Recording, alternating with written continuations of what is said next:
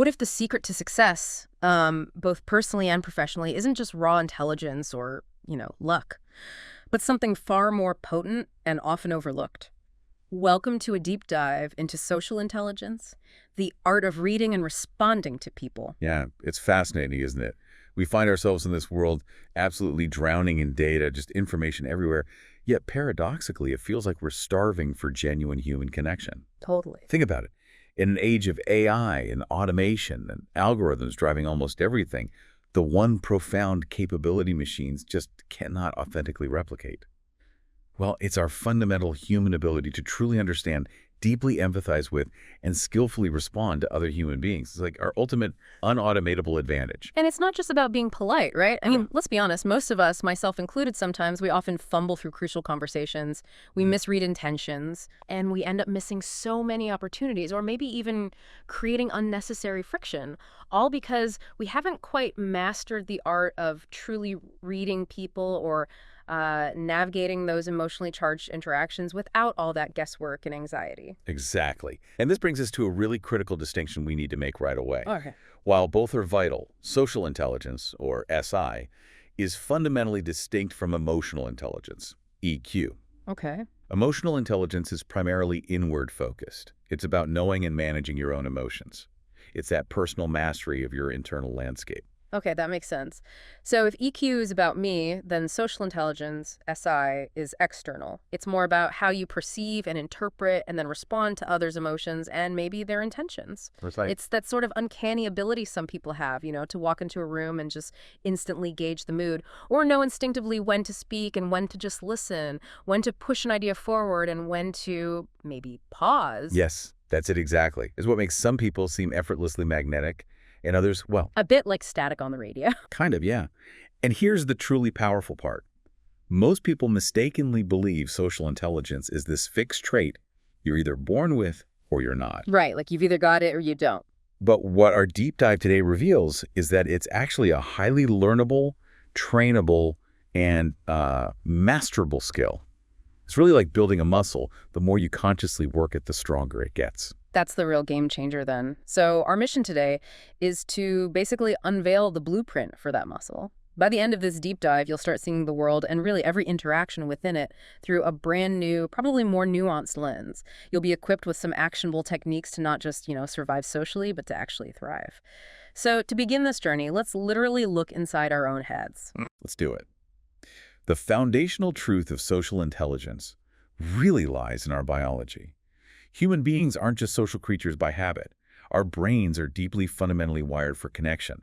And this isn't just some pleasant thought. It's a scientific reality, backed by decades of neuroscience and psychology, showing how profoundly our neural architecture is shaped by our need for others. It's pretty incredible when you trace it back, isn't it? Millions of years of evolution have quite literally sculpted our brains for cooperation and mutual support. For early humans, forming strong bonds and functioning within tribes wasn't just helpful, it was absolutely crucial for survival. That primal drive for social connection just became deeply ingrained in the very structure of our brains. And this evolutionary imperative led to the development of these specialized neural systems dedicated to social interaction. Let's shine a light on a few key brain regions involved. First, there's the prefrontal cortex, or PFC. You can think of it as our brain's social strategist, or maybe social decision maker. It's not just about logic. It helps us make these complex decisions that factor in social and emotional consequences. It's regulating our impulses, assessing the emotional context of a situation. So like when you meet someone new, and you're subtly trying to interpret their body language or their gaze or that slight shift in their tone of voice, PFC is working overtime, running a quick social calculus to decide how best to respond in those split seconds. Precisely. That's exactly what's happening. Then we have the amygdala. It's often called the emotional signal center. Right, the fight or flight part. Well, it's involved in that, but it's much more nuanced socially. This tiny but mighty part of our brain rapidly processes emotional signals from others. Things like a flicker of fear in someone's eyes, or maybe a sudden tightening in their jaw. It quickly flags whether someone seems approachable or perhaps potentially hostile. And it also plays a vital role in how we learn from social situations, helping us refine our social responses over time. Okay. And the insula. I remember reading this one being described as a kind of gateway to empathy. Does that sound right? That's a perfect description. Yeah. The insula processes our own bodily sensations and emotions. This internal mapping allows us to genuinely feel, or at least simulate feeling, the emotional states of others. That pang of distress when someone shares bad news, or a shared sense of joy. It's critical to our ability to literally tune into others' feelings and respond with genuine compassion. Speaking of deeply connecting, I've definitely heard about these mirror neurons.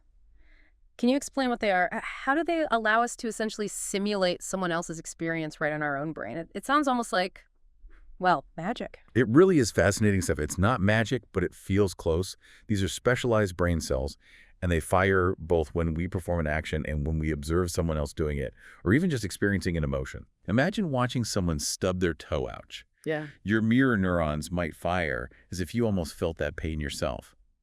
This mechanism is seen as a foundational key to empathy, enabling us to deeply connect and understand others' feelings. It's almost like our brain creates this mini simulation of their experience, allowing us to truly grasp their state on a much deeper level than just intellectually knowing. Wow. Okay. And that profound ability to simulate and connect brings us really seamlessly to our next core concept, empathy itself. Yes, empathy. Yeah. And it's so much more than just, feeling sorry for someone. Researchers highlight that it's a complex, dynamic process. It involves both emotional and cognitive components. It's really the absolute cornerstone of social intelligence. It's a skill that requires both heart and mind, so to speak. So what are those two crucial components then? You said emotional and cognitive. Right. First, there's emotional empathy. This is the more visceral capacity to directly feel another person's emotions. Like when your friend is beaming with joy after getting good news, you might feel a lift in your own spirit. Yeah, you feel it with them. Exactly. Or if someone is sad, you might feel a sympathetic pang of sadness yourself. This type of empathy is what allows us to truly bond and offer that raw, immediate comfort. And the second type, cognitive empathy. That's cognitive empathy. Yeah. This is more the ability to intellectually understand what someone else is going through, even if you don't necessarily feel the same emotions yourself right at that moment. For instance, you can understand the profound sense of loss someone has experienced, maybe losing a job or a loved one, even if you haven't personally gone through that specific type of loss yourself. Or perhaps you just don't feel a direct emotional resonance at that moment. Oh, okay. It provides understanding and perspective, which is particularly valuable in, say, professional settings or when navigating cultural differences where the emotional expression might be different. So it's the interplay between the emotional, the feeling with, and the cognitive, the understanding of, that truly underscores why a holistic approach is so vital. You need both for truly compassionate and, importantly, appropriate responses. Precisely. You need both working together. Empathy is really the engine that drives co-social behaviors, those actions that genuinely benefit others, like helping or sharing. It's absolutely crucial for resolving conflicts because it helps us step outside our own perspective and understand the other person's viewpoint, even if we don't agree with it. It's truly the glue that holds friendships, partnerships, and family bonds together, fostering deep trust and loyalty. But it's not always easy, is it? I've definitely heard of empathic distress or compassion fatigue, and I remember trying to console a friend who'd lost a beloved pet once, and I kept saying, oh, I understand how you feel, even though I'd never actually had a pet myself. It probably came across as a bit hollow, didn't it? That's a perfect example of one of the challenges. Empathic distress is exactly that, becoming emotionally overwhelmed by others' pain, which can lead to burnout. It's especially common among caregivers, doctors, therapists.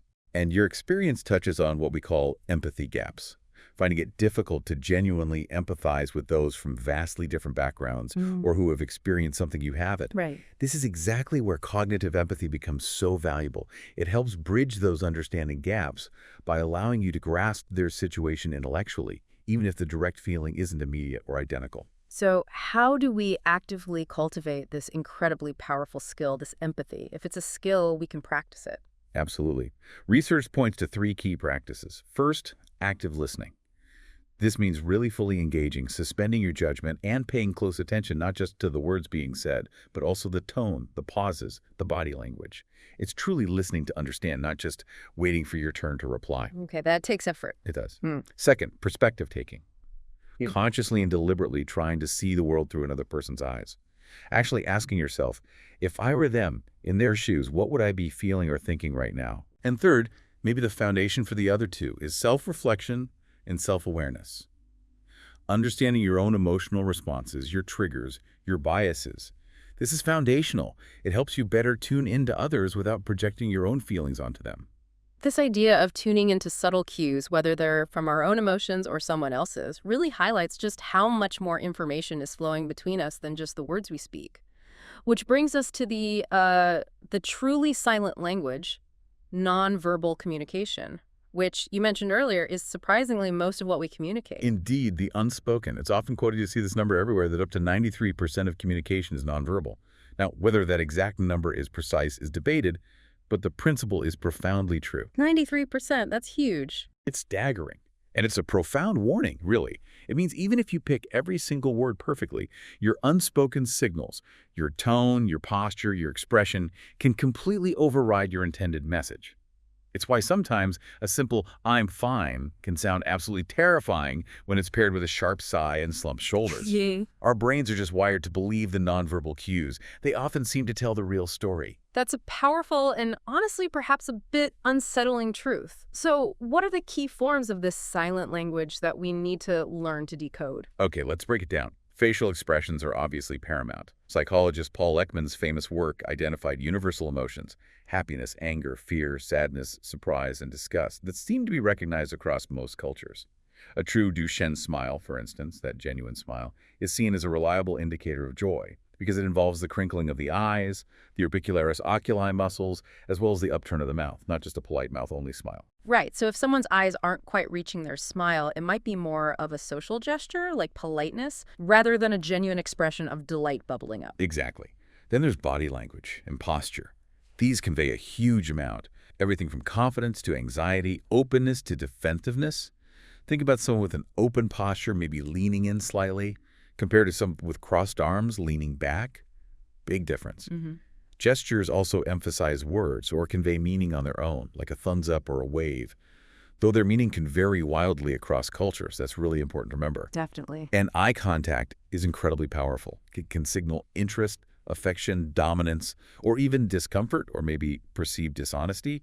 But here again, cultural differences are particularly significant. What's normal or expected varies a lot. And another big chunk, I think it was 38% in that study. Tone of voice and paralanguage. How do we interpret that? Yeah, paralanguage. It's everything except the words themselves. So pitch, rate of speech, volume, the emotional quality. Does it sound warm, cold, excited, bored? All of that conveys things like excitement, anxiety, calmness, or irritation. The way we say something can entirely change the meaning of the words themselves. Great idea can mean totally different things depending on the tone. Oh, for sure. And our brains, specifically the amygdala reacting to the emotional tone, the prefrontal cortex processing the social meaning, and the insula helping us feel the empathy, are all working together, often incredibly fast and below our conscious awareness, to interpret these complex nonverbal signals. So how does understanding all this, decoding these signals, help us actually build trust and rapport with people? Well, one subtle but incredibly effective technique is called mirroring or matching. This is where you subtly, often unconsciously, but you could do it consciously too, align your body language, posture, or maybe even gestures with the person you're interacting with. It subconsciously signals that you're on the same wavelength. This creates what some scientists call limbic resonance. Essentially, your nervous system's kind of syncing up. It contributes to that immediate feeling of clicking with someone, that unspoken comfort and safety, which is truly the bedrock of trust. That makes perfect sense. But I wonder, does mirroring ever risk coming across as, I don't know, inauthentic or even manipulative if it's not done genuinely, if you're just mimicking? That's a crucial question, and it speaks right to the core of social intelligence. Authenticity is key. When your nonverbal cues align genuinely with your verbal communication, it creates trustworthiness. People feel that congruence. The moment there's inconsistency, say you're saying you're happy to see someone, but your body is tense, your arms are crossed, and you're turned slightly away, that's when people sense insincerity and mistrust creeps in. It has to be about genuine attunement, not just robotic mimicry. Right. So it's less about mechanically memorizing a checklist like crossed arms means defensive, and more about truly observing holistically, noticing patterns over time, and asking yourself questions like, is this behavior normal for this particular person? Has their usual demeanor changed? Are their words actually aligned with what their body is telling me? It's like a constant nuanced inquiry. Precisely. That holistic view is essential, and always remember to navigate differences with humility and curiosity. Nonverbal cues vary widely across cultures, different personality types, and even just context. For example, as we mentioned, direct eye contact is a sign of respect and attentiveness in some Western cultures, while in some East Asian or indigenous cultures, prolonged direct eye contact, especially with someone senior, can be seen as disrespectful or confrontational. Or someone who is neurodivergent, perhaps on the autism spectrum, might avoid eye contact because it's sensorily overwhelming for them, not because they're being evasive or disrespectful. So making assumptions can be really problematic. Clarifying questions and just a genuine willingness to learn and understand are absolutely essential to avoid misinterpretation. All this focus on reading others, though, it really begs the question, how well do we read ourselves? Because ultimately, mastering those external interactions, it seems like it has to start with managing our own inner world first. You've absolutely hit on the pillar that holds it all up. Self-awareness. The first critical step in emotional regulation is simply identifying and understanding your own emotions as they arise, pinpointing their triggers, what sets you off, and maybe challenging the automatic narratives you attach to them. This always happens to me. This self-awareness empowers you to pause, assess the situation more clearly, and choose your responses intentionally rather than just being swept away by a reactive emotional surge. Okay, so it's not about suppressing emotions, which often feels like the natural instinct, right? Like, just bottle it up. Yeah. What's the common mistake people make when they try to regulate their emotions, and how do they move past that? That's a great point. A common mistake is definitely trying to suppress or just push emotions away, or maybe intellectualize them too quickly without actually allowing yourself to feel them, even briefly. True regulation isn't suppression. It's more an intentional practice of managing the expression and intensity of your emotions, choosing how and when to express them appropriately for the situation and your goals. It might mean taking a deep breath and counting to 10 before responding in anger, or deciding to delay a difficult conversation until you've had time to process your initial reaction and can approach it more calmly.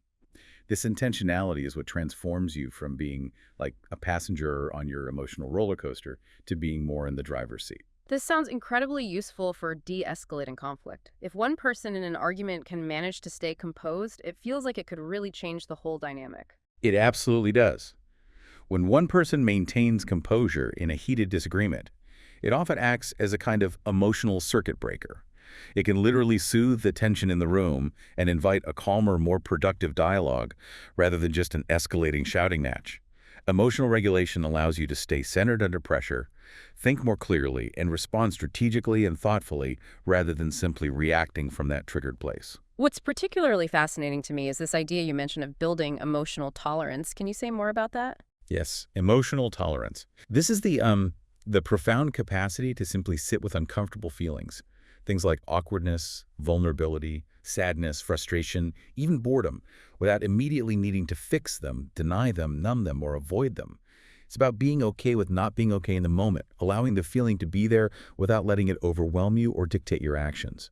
This ability allows you to stay present and navigate difficult situations with much more grace and resilience.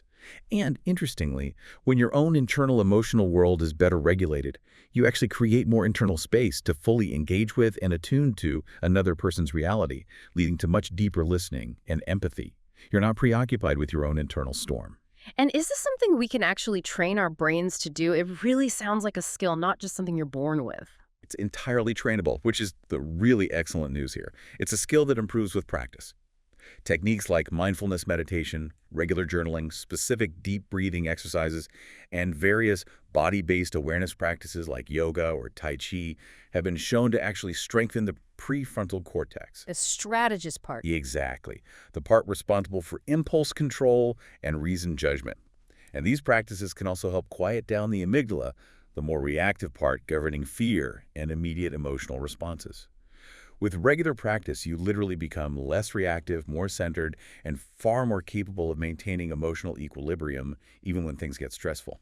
That strong internal compass, that ability to self-regulate, leads us directly to how we apply all this social intelligence in the most visible way, through our actual communication and how we handle conflict. Absolutely. Communication truly is the backbone of all relationships, personal and professional. It's fundamentally a two-way process involving the transmission, the reception, and importantly, the interpretation of both verbal and nonverbal messages. It's far more complex than just one person talking and another person hearing. Right. And the elements seem deceptively simple on the surface. The words we choose, our tone of voice, and our body language, but it's the nuanced combination, the interplay between them that makes communication effective or ineffective. Careful choice of words, understanding not just their literal dictionary meaning, but their emotional connotations. The tone conveying warmth or coldness, excitement, anxiety, irritation, which, as you said, can often completely override the words themselves. And then all that body language, the gestures, the posture, the eye contact, sending powerful, often unconscious messages. And that brings us back, crucially, to active listening. We touched on it earlier when talking about empathy, but it's so vital here. It really bears revisiting and emphasizing. It is arguably the most vital component of effective communication. It involves giving your full concentration, really trying to understand the speaker's perspective, their tone, their body language, their underlying emotional state, suspending your own judgment temporarily, and providing feedback to ensure you're understanding correctly. It's a deliberate, active effort to truly receive what the other person is trying to convey. So instead of just mentally rehearsing your reply while the other person is talking, you're genuinely engaging, maybe paraphrasing what you think you heard in your own words. So if I'm hearing you right, you're feeling. Summarizing key points to check understanding. Okay, so the main issues seem to be X and Y, and asking clarifying questions. Could you tell me more about? Exactly. Those techniques are key. And this entire approach becomes especially critical when you have to navigate difficult conversations. We all have them. These are those interactions that are often charged with raw emotion, maybe significant uncertainty about the outcome, and high stakes. The goal in these situations, using social intelligence, isn't about winning the argument or proving you're right. It's about preserving dignity, yours and theirs, and fostering mutual understanding, even if you don't reach full agreement immediately. Okay, so what are some practical strategies or tools we can use for resolving conflict more effectively using this social intelligence lens? Great question. Several effective strategies come to mind, grounded in SI principles. First, using I statements. Instead of launching an accusation like, "You always interrupt me," you express your own experience. "I feel frustrated when I'm trying to explain something and I get interrupted before I finish my thought." See the difference? Yeah, that's a huge shift. It's much less likely to make the other person immediately defensive. You're talking about your feeling, not their action directly. Precisely. It lowers the heat right away. Second, reframing. This involves presenting a potentially negative statement or situation in a more neutral or even positive light. So instead of saying you're being completely unreasonable, you might try, "It seems like we have different priorities or perspectives here, and I'd really like to understand yours better." Again, shifting from judgment to curiosity. Exactly. Third, actively look for common ground. Make an effort to identify shared values, goals, or interests, even amidst the disagreement. What do we both want here? Finding that shared foundation can build a bridge towards resolution. Even if it's just, we both want this project to succeed or we both care about this relationship. And finally, aiming for win-win solutions. This isn't just about compromise where everyone gives something up. It's about creative collaboration to find solutions that meet both parties' core needs as fairly as possible. It requires thinking outside the box sometimes. It's about moving forward together, not about one side defeating the other. And I guess once you start mastering all of this, reading yourself better, reading others more accurately, navigating these difficult conversations with more skill, you naturally move into what feels like the truly advanced stage, the art of influence. Yes, influence. But it's crucial to define what we mean by true influence here. It isn't manipulation. It's not coercion or tricking people. It's really about creating environments, creating interactions where people feel genuinely seen, heard, and understood. And when people feel that way, it enables them to make choices that are aligned with their own best interests, which often might align with yours too. It's fundamentally about alignment and mutual benefit, not force or deception. Okay, so the core of ethical influence then is deeply understanding others' needs, their desires, maybe their fears, their underlying motivations, and using that understanding to gently steer conversations toward mutual benefit. Yes, exactly. And the absolute non-negotiable foundation of this is trust and authenticity. Authenticity means there's consistency between your words, your actions, and your intentions. It's about being real, being transparent within appropriate boundaries, and being willing sometimes to show vulnerability or readily admit mistakes. People are far, far more open to being influenced by you when they genuinely trust you, when they feel you have their best interests at heart, or, at the very least, that you respect their perspective and autonomy. That makes perfect sense. It feels earned, not taken. Now, what about those subtle persuasion techniques we often hear about, the things maybe from psychology or marketing books? Do they factor in? And critically, how do we use them ethically within this framework? That's a really important question. They absolutely do factor in, but only when they are grounded in that core of authenticity and used with ethical intent. When used ethically, they can significantly enhance your ability to influence positively. For instance, take reciprocity. The idea that we feel obliged to give back when we receive something. Exactly. People are generally more likely to respond positively, to cooperate, or to say yes when they feel they've already received value from you. But this doesn't have to mean giving gifts. It could be the value of your time, your focused attention, a sincere compliment, or helpful information. Like genuinely listening to someone fully first, giving them the gift of your attention, makes them much more inclined to truly listen to you in return. Ah, okay.